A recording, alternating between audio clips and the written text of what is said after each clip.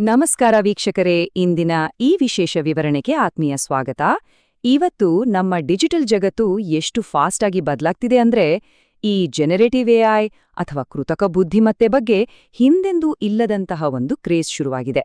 ಹೌದು, ಆಧುನಿಕ ತರಗತಿಗಳಲ್ಲಿ ಈ ಹೊಸ ಟೆಕ್ನಾಲಜಿ ಏನೆಲ್ಲ ಮ್ಯಾಜಿಕ್ ಮಾಡ್ತಿದೆ ಅನ್ನೋದನ್ನ ನಾವಿಂದು ಆಳವಾಗಿ ಅರಿಯಲಿದ್ದೇವೆ.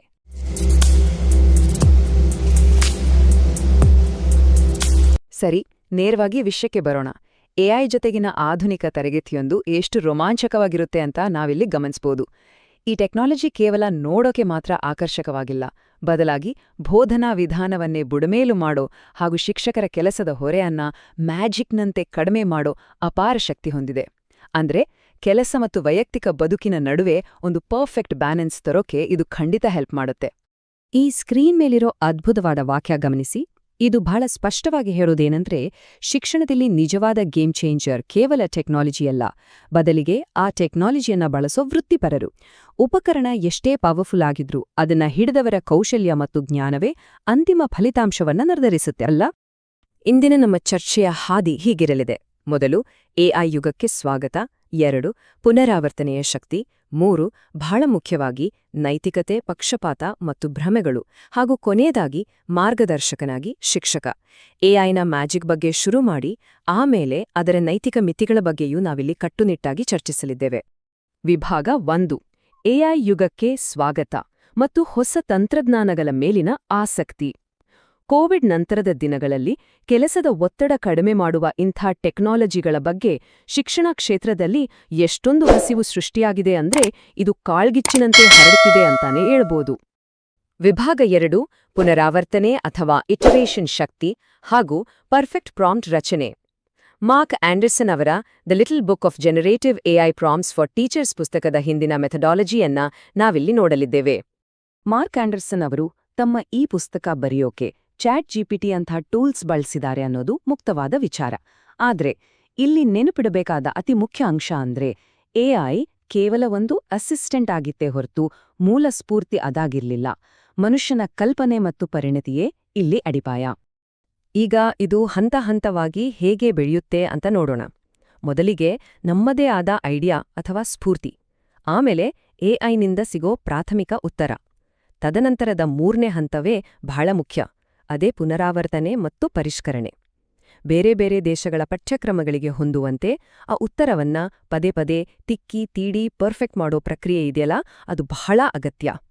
ವಿಭಾಗ 3: ನೈತಿಕತೆ, ಪಕ್ಷಪಾತ ಮತ್ತು ಭ್ರಮೆಗಳು.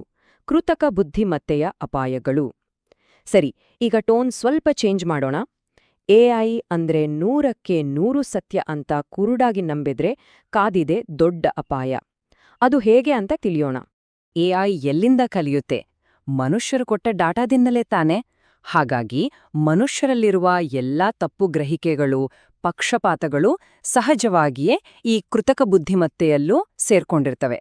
ಇದು ನಮ್ಮದೇ ತಪ್ಪುಗಳನ್ನ ಪ್ರತಿಫಲಿಸುವ ಕನ್ನಡಿ ಇದ್ದಂತೆ. ಈ ಉದಾಹರಣೆ ಕೇಳಿದ್ರೆ ಖಂಡಿತ ಆಶ್ಚರ್ಯ ಆಗುತ್ತೆ.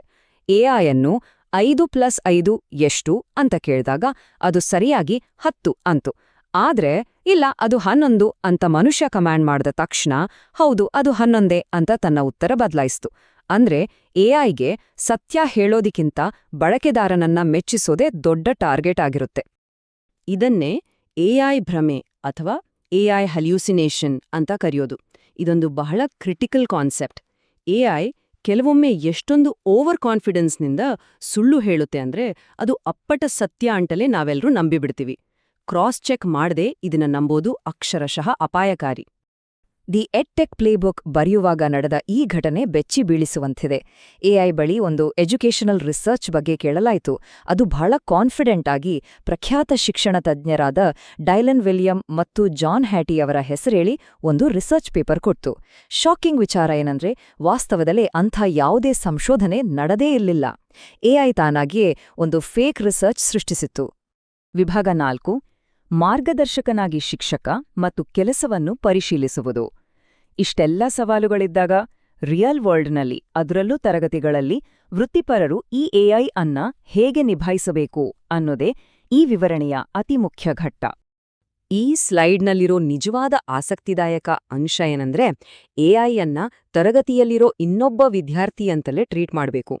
ವಿದ್ಯಾರ್ಥಿ ಬರೆದ ಹೋಂವರ್ಕ್ ಅನ್ನ ಹೇಗೆ ತಪ್ಪುಗಳಿಗಾಗಿ ಹುಡುಕಿ ತಿದ್ದುತ್ತೇವೋ ಅದೇ ರೀತಿ ಎಐ ಕೊಟ್ಟ ಪ್ರತಿಯೊಂದು ಉತ್ತರವನ್ನು ಅಷ್ಟೇ ಜಾಗರೂಕತೆಯಿಂದ ಫ್ಯಾಕ್ಟ್ ಚೆಕ್ ಮಾಡಲೇಬೇಕು. ಒಟ್ಟಾರೆಯಾಗಿ ಹೇಳೋದಾದ್ರೆ ಎಐ ಎಷ್ಟೇ ಸ್ಪೀಡಾಗಿ ಕೆಲಸ ಮಾಡಿದ್ರೂ ಶಿಕ್ಷಕರು ಯಾವಾಗ್ಲೂ ಪಕ್ಕದಲ್ಲೇ ನಿಂತ ಮಾರ್ಗದರ್ಶಕನ ಪಾತ್ರ ವಹಿಸಲೇಬೇಕು. ಯಂತ್ರದ ವೇಗ ಮತ್ತು ಮನುಷ್ಯನ ನೈತಿಕತೆಯ ನಡುವಿನ ಬ್ಯಾಲೆನ್ಸ್ ಇಲ್ಲಿ ಬಹಳ ಮುಖ್ಯ. ಎಐ ಅನ್ನೋದು ಕೇವಲ ಒಂದು ವಾಹನ ಇದ್ದಂತೆ, ಆದರೆ ಅದರ ಸ್ಟೇರಿಂಗ್ ವೀಲ್ ಯಾವಾಗ್ಲೂ ಶಿಕ್ಷಕರ ಕೈಯಲ್ಲೇ ಇರಬೇಕು.